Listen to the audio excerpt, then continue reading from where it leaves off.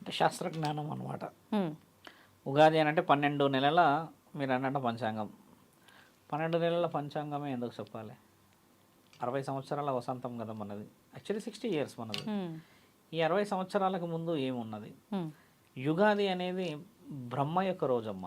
హా. ఎందుకంటే యుగ పురుషుడు ఆయనే. యుగాది అని ఆ నక్షత్రాలన్నిటినీ ఇంతకు ముందుకు అంటే ఆయన గారు రాయక ముందుకు, ఆయన గారు వివరణ ఇవ్వక ముందుకు నక్షత్రాలు, సూర్యచంద్రులు మరియు ఈ ఖగోళం అంతా దేవాది దేవతలు మానవ శరీరాలు ఒకవేళ ఎవరి పనులు వాళ్ళు చేసుకున్నా కూడా డే అని, మార్నింగ్ అని, లేకపోతే ఒక సమయం అని, లేకపోతే ఈరోజు అమావాస్య అని, ఈరోజు పౌర్ణమి అని ఈ నిర్ణయాలు లేకుండే.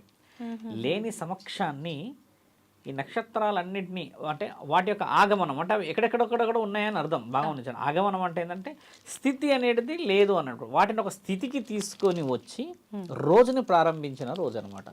ఎలా ప్రారంభించాడు బ్రహ్మ? ఆయన అయితే రాతలు రాశాడు.